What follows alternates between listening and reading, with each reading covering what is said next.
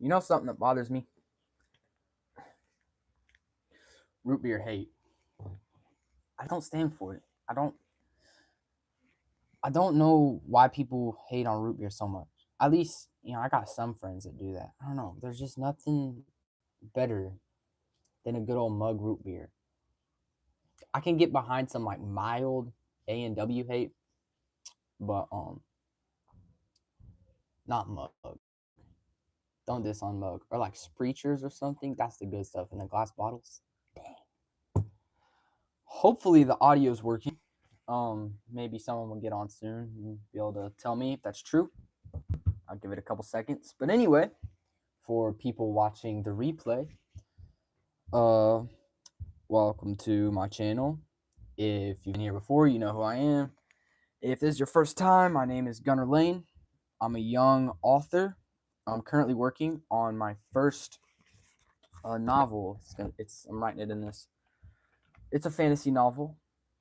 And yeah, when I say currently working, I mean like it's taking a long time and I'm not done with the rough draft. But the idea of this channel is to share with you guys the process. So I decided I'm going to try to go live on Wednesdays and either just work on writing in it or share one of the passages that I've already written. So that's what I'm going to do in a second. I'm going to read a passage from the book that I wanted to share today and kind of talk about it. Maybe next week we'll try to change it up. Maybe I'll, try to work on the book live and stuff. But also these live streams are just here if anybody wants to talk or whatever for a little bit. I'm going to give it a couple more seconds. See if I can get anybody to get on before I start. But yeah, this is different. I usually don't middle part my hair, but it's kind of starting to get in my eyes, and I didn't want to do that. Also, I'm not gonna lie, I watched a show, and this dude had a fire middle part, and he had curly hair, kind of like mine. So I was like, you know what? I'm gonna try to do that.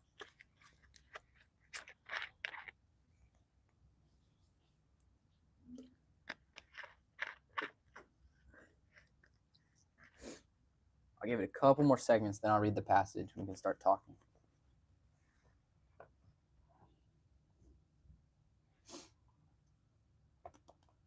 I wish I could say something like, oh, the Super Bowl was great or something like that, but I don't watch football. So I don't even know who won, honestly. Oh, shoot, we got someone on. One viewer. Let's go. I'm about to read a passage from the rough draft of my fantasy novel that I've been working on.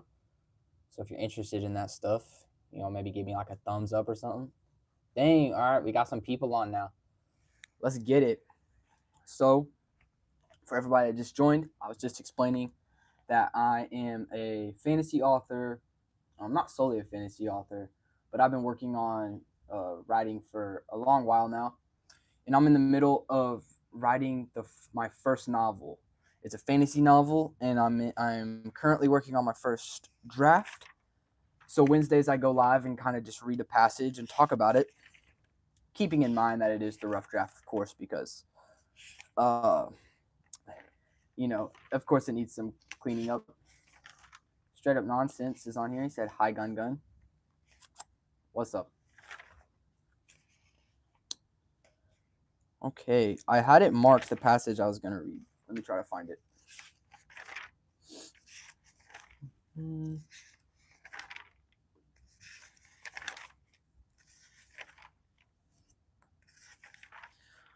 For anyone who doesn't know, I also write short stories. I write poetry too. I've shared some of that on this YouTube channel. I've shared some of it on my blog. Here we go. My blog is just a blogspot.com website. It's gunnerlane.blogspot.com if you want to check it out. All right. One more drink of root beer. I'm going to get into reading the passage.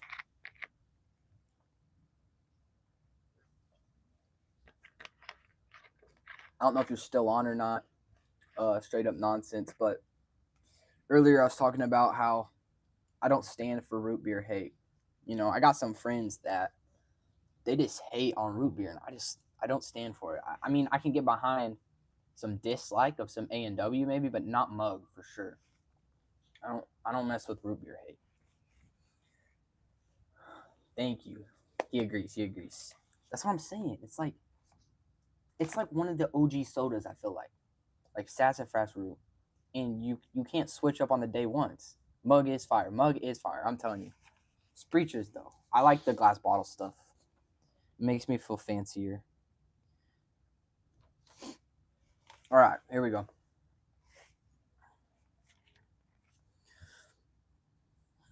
This is the passage. So, yeah, there's not really a lot of context I need to give. I'm just going to read it. Oh, hold up. We're still in a root beer conversation. Cream soda, then root beer, then Dr. Pepper. See, man, I don't know about that. Cream soda's really good. It's just never going to top root beer like that, though. And then Dr. Pepper, dude, I think Dr. Pepper gets way more glaze than it should. I'm not a huge Dr. Pepper fan. I mean, I can get behind it. I can drink it, but I don't know. Glass bottle root beer, though, yeah. I mean, this isn't glass, but, you know. We got an amen. Oh, we got an all caps amen. People, I should talk about root beer more. Y'all are really excited about that. Okay. Here's the passage. Let's get it. Rough draft fantasy novel. Keep in mind, rough draft. So don't do too hard of judging. All right, here we go. During the days while his father was gone, okay, sorry. I guess I do need to give a little bit of context. This is talking about like a child, like a little baby. All right, here we go. During the days while his father was gone, his mother would rock him in her arms and would lean close to her son and would whisper in his ear. None could ever hear her, but I doubt none tried.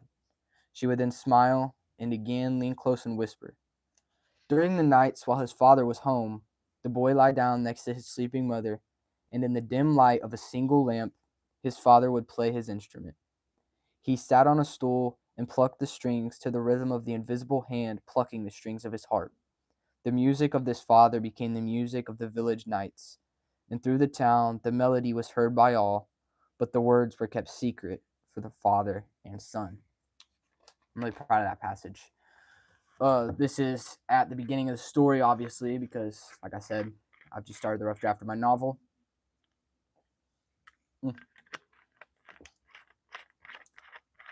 Dr. Pepper is not all that it's said to be.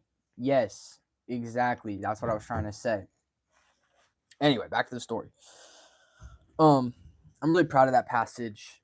And the main thing I wanted to talk about is the ending where it says he sat on a stool and plucked the strings to the rhythm of the invisible hand plucking the strings of his heart.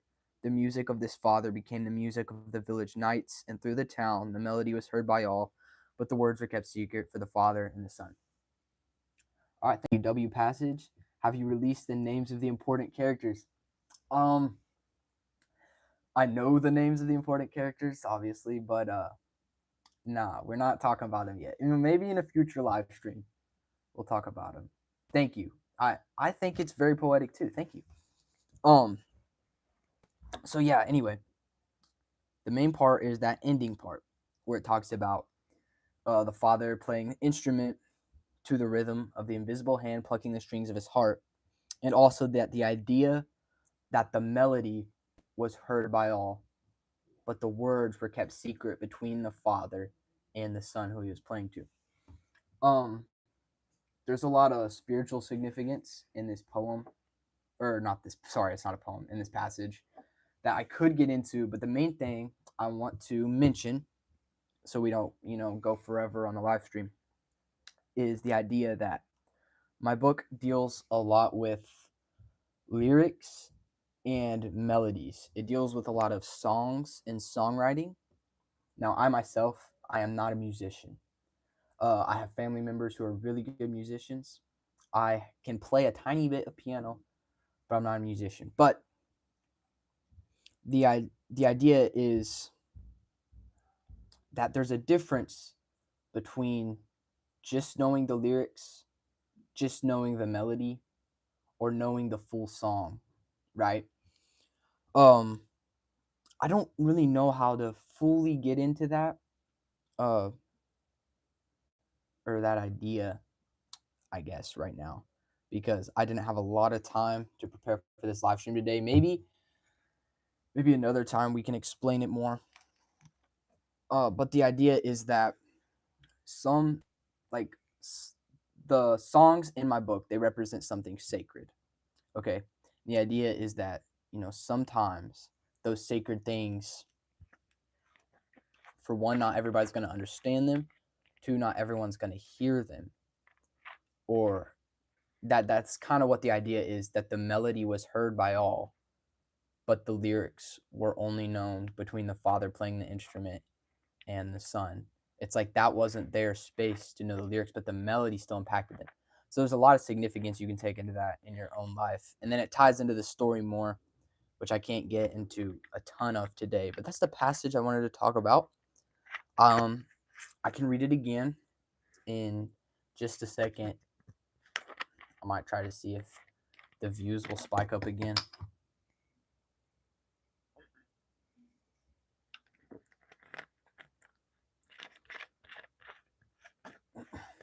Also, I want to say thank you to all the support I got on my book review of Coraline. If y'all haven't seen that video, I think it's called like "Do Not Watch Coraline Until You've Seen This Video." I got a ton of views on that. I got a lot of comments, a lot of engagement, and so I'm just grateful for that. And then my newest video, it only has like 10 views right now, which I was shocked because I think the thumbnail is peak. So if you haven't seen my newest video, go check it out and comment on it. Tell me what you think. But it's just like super simplistic, minimalistic. It's literally just me standing out in the middle of a snow-covered field reading a short story. Okay, Straight Up Nonsense said it was peak. Thank you. I was really proud of it. I actually mentioned it last week on the Wednesday live stream. I said I think Saturday's video is gonna be me reading a story out in the field. Okay, bro said algorithm sleeping on me. Dude, it feels like that sometimes, honestly. But also that whole video I did in a day, thumbnail and everything, so there wasn't a ton of like research or thought that went into it where I was trying to push it out. I was just trying to give you guys a video and keep it that super minimalistic feeling. I'm hoping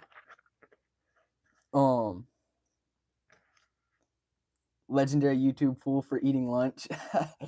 Dude, that's how I feel. Like YouTube videos just are better if you're eating lunch. Especially those like 20-minute.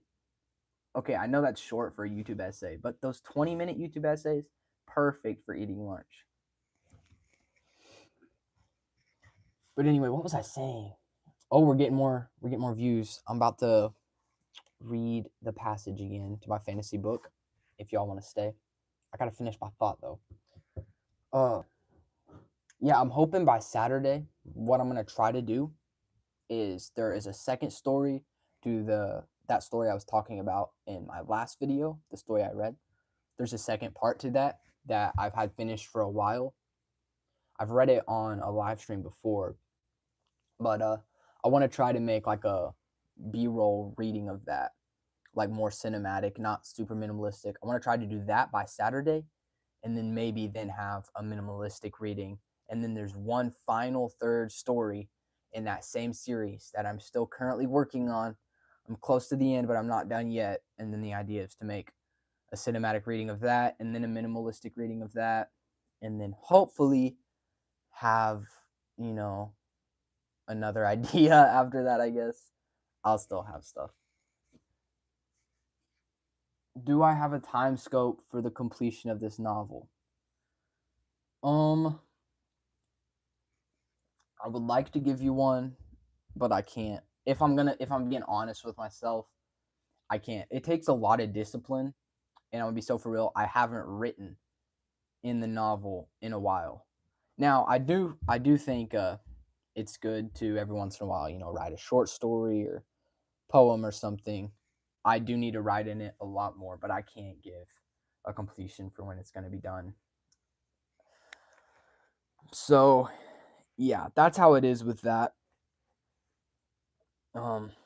Yeah, but I am, every day we work to get better and more disciplined in doing the things we love. Because just because you love doing it doesn't mean it's not hard to do it. You know what I'm saying? That's something I'm learning is just because I don't write 5 hours a day every day, that doesn't not make me a writer. Uh, I think that might, I don't know if I'm using this term correctly, but like imposter syndrome, that might be kind of where it comes from. Is we have these way too high of expectations for ourselves. But I said, quote that. Nah. Hey, I'll tell you a quote, dude. I wrote this down the other day. I don't know if y'all have ever read, I'm sure you have. It's a super old classic short story called A Pair of Silk Stockings. Whoa, no. A Pair of Silk Stockings. And at the end, I was like, okay, I think I can sum this up in a sentence. So this is the quote that I got from that I kind of made up. I said, "It is better to live present in a sometimes cruel world than to be absent in an always better fantasy." I was proud of that. So I wrote it down. Listen, and I know y'all are getting ideas too. You just gotta be ready. Gotta be ready to write them down, dude. But anyway, back to my point. Just because you're not meeting these high expectations you have of yourself, that doesn't mean you're an imposter. So, if you're an artist, and just because you don't draw something or paint a picture or are not at least working on it every single day, that doesn't make you not an artist or not as good as these artists who are doing that, right? And that's something I'm learning is I should be more consistent with my writing, but you gotta have confidence in yourself. You gotta know your skill while at the same time being humble. The confidence is in that you won't the confidence is really in the humility to keep going. That's really what it is. Uh yeah, dang. Why did these live streams feel like sharing sessions? Like I'm always so lighter afterwards. It's like I just need to talk about things. Okay. We're closing in on the 20-minute mark. I don't want to make this too long. So I'm going to read this passage one more time. Doesn't look like we're going to jump up to any more viewers recent or anytime soon. So, hey, we got 2 people on. I'm so grateful. 2 people are taking time out of their day to watch me right now, and I am so grateful, and I thank you. 3 people. Oh my goodness. We have 3 people. We're going crazy. All right, here we go. Here is the passage that I'm going to read again from the rough draft of my fantasy novel. I hope y'all enjoy it. During the days when his father was gone, his mother would rock him in her arms and would lean close to her son and would whisper in his ear. None could ever hear her, but I doubt none tried. She would then smile and again lean close and whisper. During the nights while his father was home, the boy lay down next to his sleeping mother, and in the dim light of a single lamp his father would play his instrument. He sat on a stool and plucked the strings to the rhythm of the invisible hand plucking the strings of his heart. The music of this father became the music of the village nights, and through the town the melody was heard by all, but the words were kept secret for the father and son. And then I'll also, because it kind of goes along with that, I'll read the passage that I talked about last week.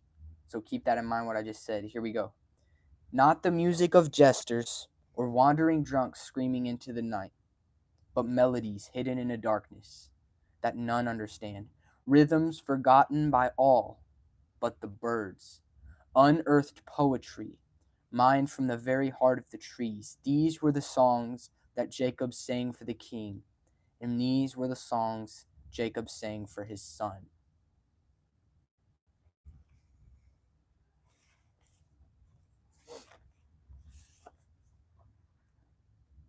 Does the music have magical properties? Ah, I don't know how to answer that. That's a good question. Oh, shoot. In a sense, I guess you could say it's very pivotal to the story. It's a very pivotal part of the story, and it definitely does solve problems and kind of the music does stand for some sort of, if you wanted to call it magic, like an ancient magic, right, in the story. So I like that. That's a good question. Thank you.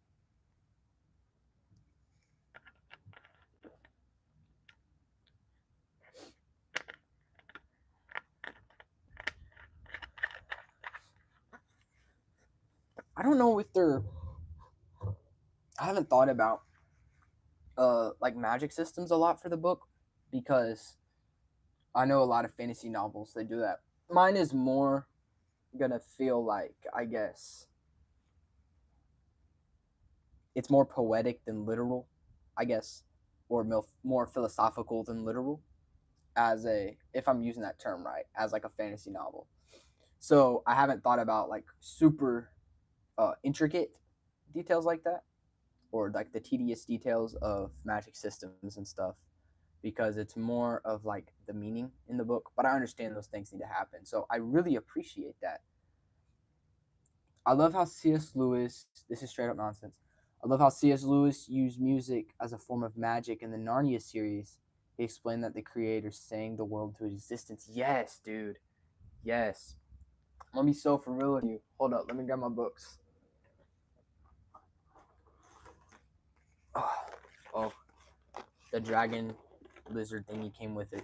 Dude, this is, I love this thing. 3D printed, blue. I love the color blue. It's like a little dragon salamander thing. Anyway, hold up, this is my Narnia set. It's there's, I don't know where some of them are.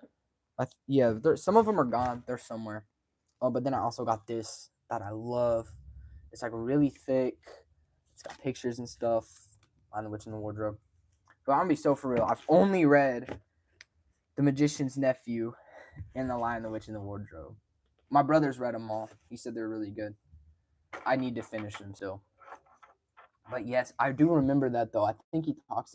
I don't know what book he talks about that in, but the idea that it was sang into existence is just beautiful, honestly.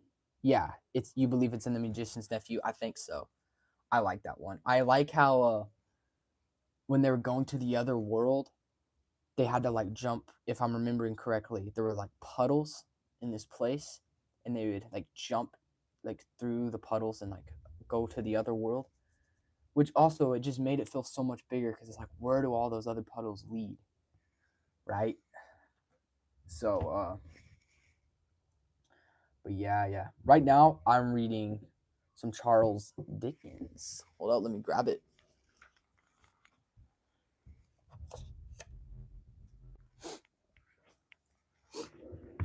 Right now, I'm reading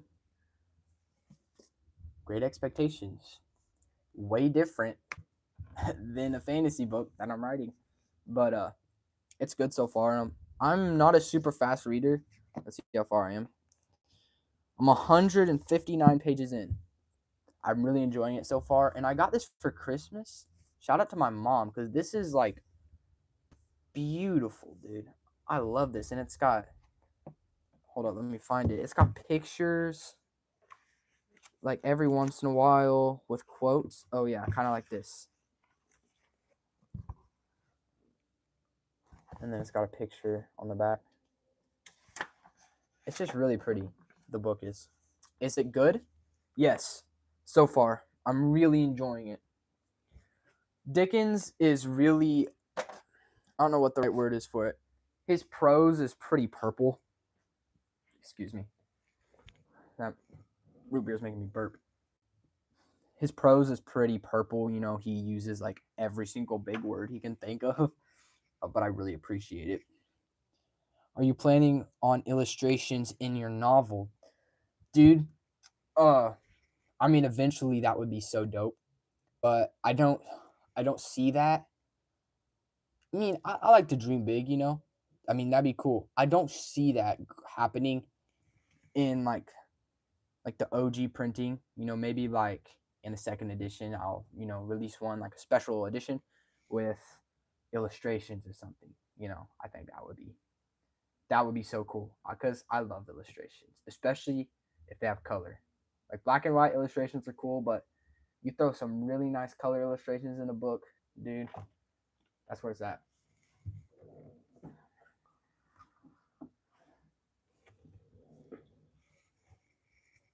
All right. Well, I'm about to start wrapping up this live stream. Thank you to all who came on, even if you just came on for like just a second. I really appreciate it, and thank you for supporting me. Hopefully I'll see you guys again Saturday with another video. It should probably be a short story, a new short story that I don't have an official video for besides I think a live stream where I just read it. Hopefully it will be a new short story that I'll be reading Saturday. And as always, if you have a question, just comment in any one of my videos. I'll try to make sure to get to it and respond. But thank you guys so much. Thank you for your support. Enjoy your Wednesday night. And as always, stay in awe and stay awesome. See y'all.